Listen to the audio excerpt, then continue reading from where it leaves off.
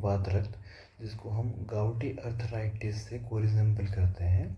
इसके अंदर क्या होता है, यूरिक एसिड बॉडी के अंदर बढ़ता है और वो जाके स्टोर होता है हमारे जो बिग टो है वहाँ पर जाके, और वहाँ पर जाके स्वेलिंग और फिर पेन ज़्यादा निर्माण होने लगता है। अब ये होगा कैसे, हम हेतु का सेवन करेंगे, वात प्रकोप होगा। अब ज़्यादा कौन सा होगा, विशेषता है पाद प्रबलन प्रवास, यानी कि ऐसे काम जिसके अंदर क्या तो हैंगिंग ऑफ लेग्स हो, पैर लटके हुए हो, या फिर ज़्यादा स्टैंडिंग वर्क हो। जो वर्कर्स होते हैं, जो पोस्टमैन्स होते हैं, उनको ये ज़्यादा होता है। अब ये होता कैसे है कि ये सब काम होने की वजह से वात प्रकोप होगा, ज़्यादा हैंगिंग वगैरह से, और वो पूरे शरीर के अंदर संचार होगा।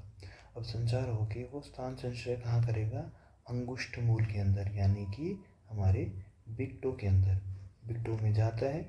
और ये वहाँ जाता क्यों है, ये व्याधि का प्रभाव है, मतलब कि हमें पता नहीं है कि रीज़न क्या है, बस उसका प्रभाव है, उसकी वजह से वात रक्त बनता है। अब रक्त प्रकोपित जो हेतु है, उसकी वजह से रक्त की दुष्टि होती है, रक्त दूषित होगा, वो भी हर जगह घूमेगा और जाके बैठेगा अंगुष्ठ मूल के अंदर और वात रक्त होगा। ये होते हैं दो टाइप के, एक तो उत्थान और एक गंभीर।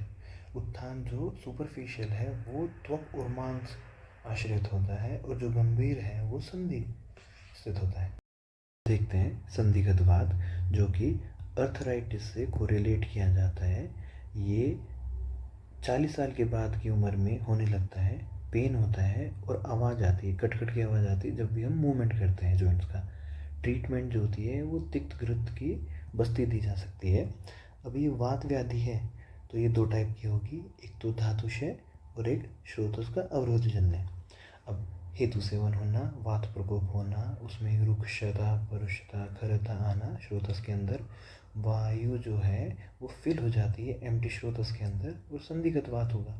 जहाँ वायु भर जाएगी वहाँ पेन तो हो गई। अब जो श्रोतरोधजन्य है उसके अंदर हेतु सेवन होना। अब श्रोतोवरोध कैसे होगा, कफ होना या फिर आम उत्पत्ति होना। अब ये होगा शीत गुण की वजह से, और उससे वात का विमार्गमन होगा। जो साम वायु है, स आम वायु है, वो संधि के स्थान पर स्थान संचय कर लेता है, वहाँ जाके बैठ जाएगा, तो संधिगत वात होगा। अब एक व्याधि आती है कोष्ठक शिरीष, जो कि सिर्फ नी जॉइंट अफेक्ट होते हैं उसके अंदर। मतलब कि अगर डिफरेंशियल डायग्नोसिस पूछ लिया जाए तो इसके अंदर सिर्फ नी जॉइंट अफेक्ट होगा। अब सोलन होगी, और शेप जो है वो look like head of fox, इसके लिए इसको क्रोस्टिक शिरीष बोला गया है। अब इसके अंदर वात और रक्त दोनों विषेट होते हैं, बट ये डिफरेंट है वात रक्त व्याधि से, जो कि अपनी गाउटी अर्थराइटिस है उससे ये अलग है, क्योंकि वो बिग टो से चालू हो के सारे जॉइंट्स में जाता है, और ये सिर्फ नी जॉइंट तक रहता है।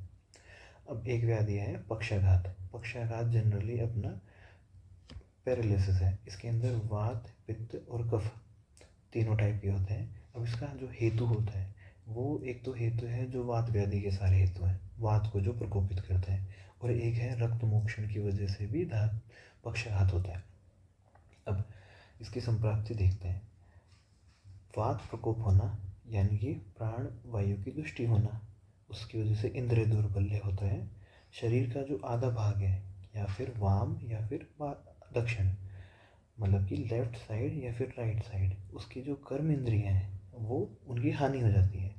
अब वायु जिस मतलब कि जिस स्थान में जाके वो आधे भाग में या वाम में या फिर दक्षिण के अंदर जाके बैठा था, तो वायु उस भाग की सिरा स्नायु को शुष्क कर देता है और शोष उत्पन्न करता है, संधिबंध में स्थिरता लाता है, मतलब कि लूजनिंग लाता है।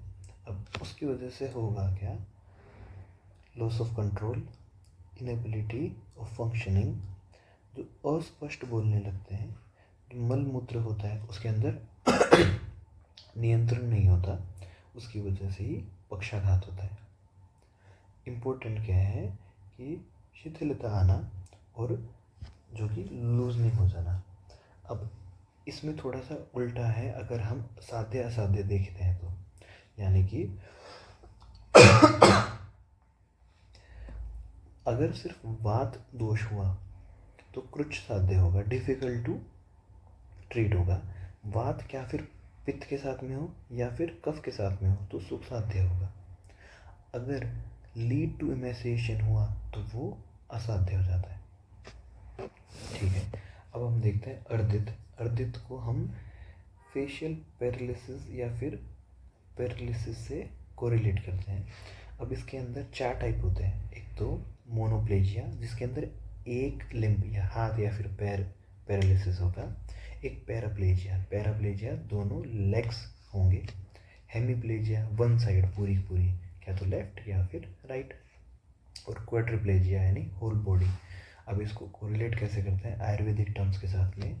मोनोप्लेजिया मतलब कि एक अंग, क्वाड्रिप्लेजिया यानी सर्व अंग, और पैराप्लेजिया और जो हेमीप्लेजिया है उसको अर्धअंगवात कहते हैं।